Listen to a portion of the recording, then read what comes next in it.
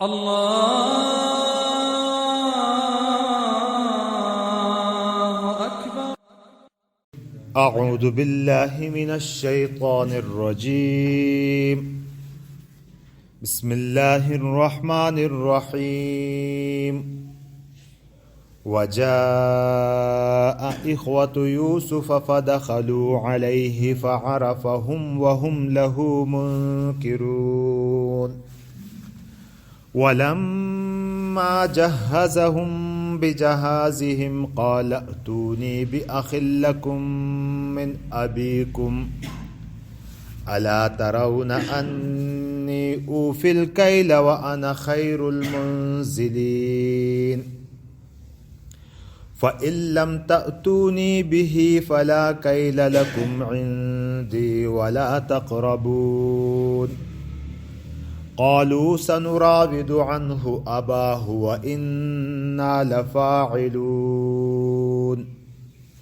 وقال لفتيانه اجعلوا بضاعتهم في رحالهم لعلهم يعرفونها إذا انقلبوا إلى أهلهم لعلهم يرجعون. صدق اللہ العظیم. وجاء اخوۃ یوسف، اور آئے یوسف کے بھائی، فدخلوا علیہ، تو اس کے پاس آ گئے، اس پر داخل ہو گئے، مطلب اس کے پاس پہنچے. فعرفہم، تو عرفہ یعرف پہچاننا، عرفہ اس نے پہچانا، ہم ان کو، تو اس نے ان کو پہچانا، ہاں اپنے بھائیوں کو پہچانا. اب کیسے پہچانا اس کا تذکرہ کہیں یہاں نہیں ہے، لیکن عام سمجھ میں آنے والی بات ہے کہ بڑی عمر کے لوگ، ان میں تبدیلی بہت کم آتی ہے. چھوٹے بچے، ان میں تبدیلی جلدی آ جاتی ہے. وَهُمْ لَهُ مُنْكِرُونَ، اور وہ اس سے نہیں پہچانتے تھے. منکر انکار سے ہے، انکار کے معنی منکر اس کام کو کہتے ہیں جو برا ہو، قبیح ہو، لیکن منکر بمعنی ایسا ہے کہ کوئی چیز عجیب لگے، تعجب خیز لگے، اور جس کی پہچان نہ ہو اس کے لیے بھی آتا ہے. وَهُمْ لَهُ مُنْكِرُونَ، اور وہ اس سے پہچانتے نہیں تھے. اب یوسف علیہ السلام تو بچے تھے، جب 7 سال کے تھے تو انہوں نے کنویں میں پھینک دیا تھا. اس زمانے سے لے کر آج تک کا زمانہ جو گزرا تو وہ کوئی 40 سال کا کہتے ہیں گیپ تھا بیچ میں. 40 سال میں بھائی بچہ تو اس کا سب کچھ ہی بدل چکا ہوتا ہے، پتہ ہی نہیں چلتا. لیکن جو بڑی عمر کے ہوتے ہیں ان کو وہ آثار سے بھی پہچانے جاتے ہیں. تو ممکن ہے کہ اس وجہ سے انہوں نے پہچانا ہو، یا یہ بھی ہو سکتا ہے کہ یہاں تو واقعات پورے نہیں ذکر کیے جاتے، آ گئے ہوں اور آنے کے بعد کافی بحث تمہیس ہوئی ہو، باتیں ہو گئی ہوں کہ بھائی آپ کہاں سے آ رہے ہیں، اجنبی قسم کے لوگ ہیں. یہ سب معلومات لے لیا کہ وہ آپ کی زبان بھی دوسری ہے، عبرانی زبان کے تھے، وہ مصری تھے، تو آپ کی زبان بھی اور ہے اور آپ کا حلیہ بھی اور ہے، آثار بھی سفر کے ہیں، اس قسم کی باتیں ہوئی ہوں گی. اور پھر اس سے انہوں نے اپنا تعارف کرایا ہوگا، پھر ان کی تفتیش ہوئی ہوگی، بھائی جھوٹ تو نہیں بولتے. انہوں نے کہا ہم تو پیغمبر کی اولاد ہیں، جھوٹ کیسے بولیں گے. تو اس قسم کی باتوں سے حضرت یوسف علیہ السلام کے لیے تو بات ساری کھل گئی. لیکن وہ تو یوسف کے بارے میں کچھ معلومات نہیں لے سکتے تھے، نہ معلومات لے سکتے تھے، اور نہ ان کے وہم و گمان میں بھی ایسا ہو سکتا تھا کہ یوسف بھی ہو سکتا ہے کہ بھائی ہم نے اس کو پھینک دیا، پتہ نہیں زندہ بھی ہے کہ نہیں، یہ بھی ان کو نہیں پتا. اب زندہ ہے تو بادشاہ کیسے بن سکتا ہے وہ؟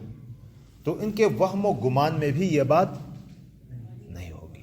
اس لیے کہا کہ فَعَرَفَهُمْ وَهُمْ لَهُ مُنْكِرُونَ، اس نے تو ان کو پہچانا لیکن وہ ان کو بالکل نہ پہچان سکے. فَعَرَفَهُمْ، عرفہ فعل، فاعل اس کا ہوا ضمیر، ہم مفعول، جملہ فعلیہ بن گیا. وَهُمْ لَهُ مُنْكِرُونَ، یہ جملہ اسمیہ بنتا ہے. خیر یہ تو آپ نے نہیں پڑھا ابھی، لیکن جملہ اسمیہ اور جملہ فعلیہ میں کوئی بات بتائی جاتی ہو، اس لیے اسمیہ میں تھوڑی تاکید ہوتی ہے، گویا کہ وہ بالکل بھی نہ پہچان سکے، یوں ترجمہ کر سکتے ہیں. وَلَمَّا جَهَّزَهُمْ بِجَهَازِهِمْ، جہز یجہز، تجہیز کے معنی تیار کرنے ہوتے ہیں. جہاز وہ سامان جو سفر میں استعمال ہوتا ہے اس کے لیے جہاز کا لفظ استعمال ہوتا ہے. ہاں جہیز وہ بھی سامان دیا جاتا ہے اسی سے نکلا ہوگا لیکن وہ جہیز ٹھیک ہے وہ بھی اسی سے یہی سے ہے اسی سے ہندی میں تبدیل ہوا کچھ تھوڑی بہت تبدیلی آ گئی ہوگی. جہیز اسی طرح جہاز ہم کہتے ہیں جہاز وہ بھی سامان لادنے لے جانے کا ممکن ہے کہ انہی سے نکلا ہو. جب ان کا سامان سفر تیار کر لیا تو کیا کہا؟ قالا کہا اس نے. کس نے کہا؟ واحد کا صیغہ ہے قالا یوسف علیہ السلام نے کہا ایتونی میرے پاس لے آؤ بِأَخٍ بھائی کو لکم تمہارا تم اپنے بھائی کو بھی میرے پاس لاؤ من ابیکم جو تمہارے ابا سے ہے یعنی اپنا جو حقیقی بھائی ہے اس کو بھی اپنے ساتھ لے کے آؤ. اب یہ کیسے پتہ چلا؟ یہ اس انٹرویو کے دوران ہی بات پتہ چل گئی ہوگی یا انہوں نے زیادہ کچھ مانگا ہوگا کہ بھائی ایک بھائی اور بھی ہے ہمارا تعداد زیادہ ہے کچھ ہمارے لیے غلہ زیادہ دے دو. تو اس بات سے ان کو اندازہ جیسے پہلے آگے آ رہا ہے تو اس بات سے انہوں نے اندازہ لگا لیا پتہ چل گیا کہ بھائی ان کا بھائی ہے اور پھر اس سے بھی ان کو اندازہ ہو گیا کہ میرا وہی حقیقی بھائی ہے. تو کہ اپنے اس بھائی کو بھی جو تمہارے باپ شریک ہے شقیق جس کو کہتے ہیں اس بھائی کو بھی میرے پاس لے کے آؤ. الا ترون کیا تم دیکھتے نہیں کہ انی اوفی الکیل کہ میں وزن پورا رکھتا ہوں یعنی پورا ناپ کے دیتا ہوں. کوئی ڈنڈماری نہیں کرتا کہ کم بیشی جتنے ہیں اتنے دیتا ہوں اس سے زیادہ میں نہیں دیتا. آگے آ رہا ہے اس میں اس سے اندازہ ہوتا ہے کہ وہاں کوئی کیل جس چیز سے ناپتے ہیں نا ناپنا ایک تو وزن کرنا ہے اور ایک کیلی چیزیں ہوتی ہیں. وزنی چیزیں تو باٹ وغیرہ سے ہم تولتے ہیں تولنا اور ناپنا تو اور کیل جو ہوتا ہے ناپنے کے لیے استعمال ہوتا ہے. تو کہ ہر شخص کے لیے جیسے روایتوں میں بھی آتا ہے کہ ہر متاثر شخص کے لیے ایک اونٹ کا جتنا بوجھ ہوتا ہے اتنا دیا جاتا تھا. اس کا حساب لگا ہے تقریباً کوئی 5 من کے قریب غلہ دیا جاتا تھا. تقریباً کوئی 5 من کے قریب غلہ دیا جاتا. تو انہوں نے زیادہ مانگا ہوگا. انہوں نے کہا کہ بھائی اپنے بھائی کو بھی ساتھ لے کے آؤ اور آپ جانتے ہیں کہ میں زیادہ نہیں دیتا جتنے لوگ ہیں اتنے اسی مقدار میں میں دیتا ہوں. انی اوفل کیلا میں ناپ کو پورا دیتا ہوں. اچھا جی یقیناً میں اوفا یوفی ایفا کے معنی پورا دینا. انا اوفل کیلا میں ناپ کو پورا دیتا ہوں. وَأَنَا خَيْرُ الْمُنزِلِينَ اور میں بہترین مہمان نواز ہوں. یہاں بعض روایت میں آتا ہے کہ ان لوگوں نے جب اپنا تعارف کروایا تو یوسف علیہ السلام تو ان کو پہچان گئے کہ یہ تو میرے بھائی ہیں. تو ان کو شاہانہ انداز سے ان کی مہمان نوازی کی تھی. تو اس لیے کہہ بھی دیا کہ وَأَنَا خَيْرُ الْمُنزِلِينَ اور میں بہترین مہمان نواز ہوں. نزول کہتے ہیں نا نزلا من غفور الرحیم مہمان نوازی کو کہتے ہیں. منزل مہمان نوازی کرنے والا فاعل کا صیغہ ہو گیا. خیر المنزلین بہترین مہمان نوازی کرنے والا ہوں یعنی میں بہترین مہمان نواز ہوں.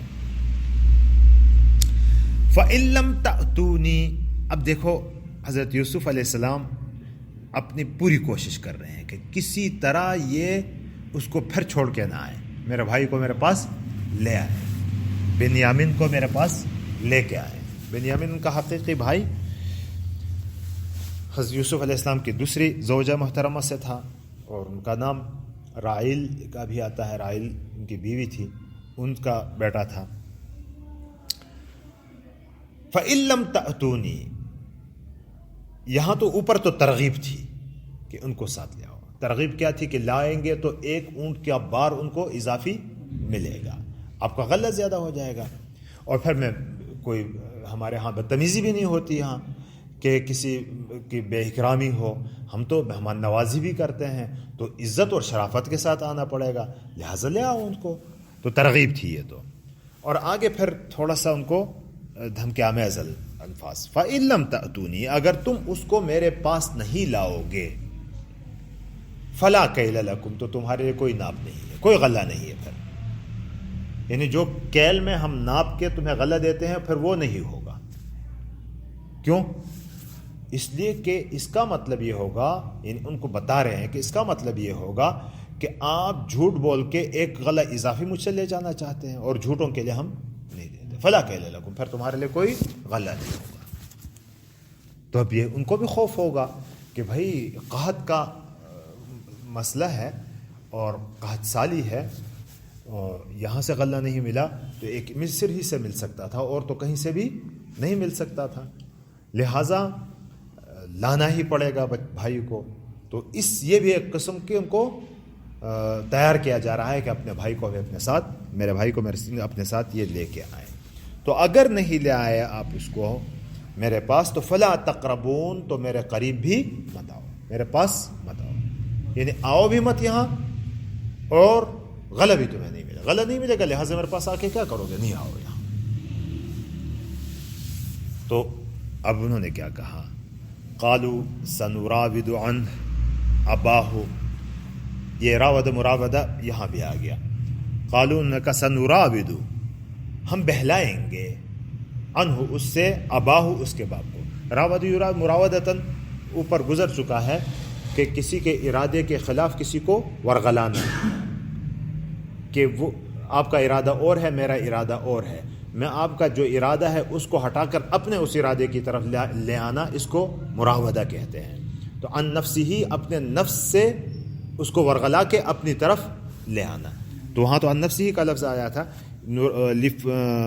سنراودہ عنہ اس سے ہم ان کو ورغلائیں گے یعنی بہلائیں گے, دلاسا دے کر ان کو نکالیں گے اس سے.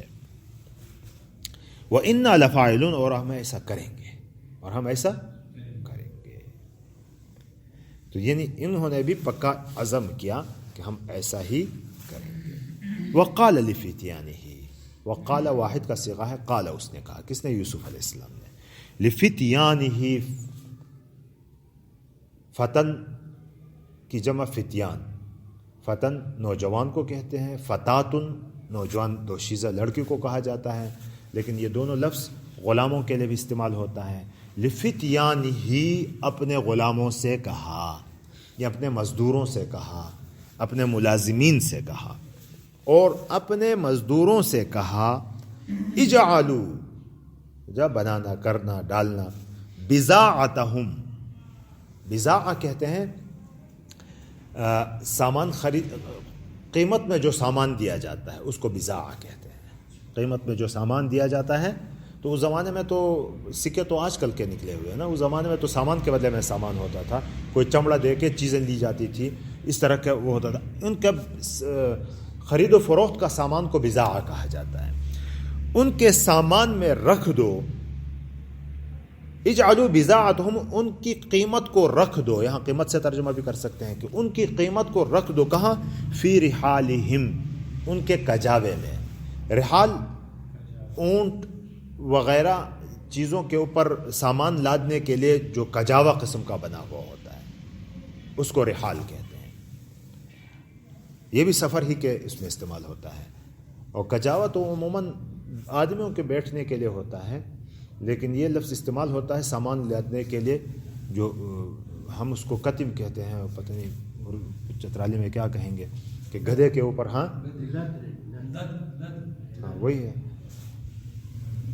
تو اس میں رکھ دو یہ. اب یہ یوسف علیہ السلام ان کی جو قیمت تھی وہ قیمت بھی ان کو واپس کر رہا ہے.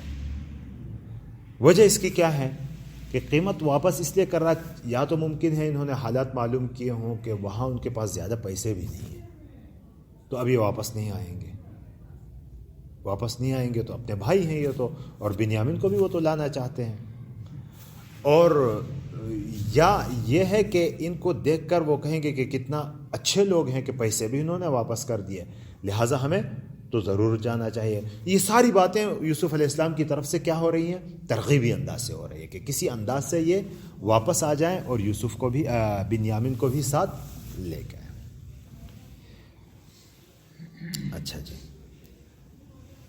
لعلہم، لعل کا لفظ پڑھا امید کے معنی میں، لعلہم کہ شاید کہ وہ یعرفونہا اس کو پہچان لے، تاکہ وہ اس کو پہچان لے، کہ یہ سامان بھی ایسے انداز سے رکھو کہ وہ پہچان لے کہ یہ ہمارا والا ہی قیمت ہے، پیسے ہیں جو ہم دے کے گئے تھے وہی ہے، تو اس کو پہچان لیں گے۔ اور پہچان کے پھر کیا ہوگا؟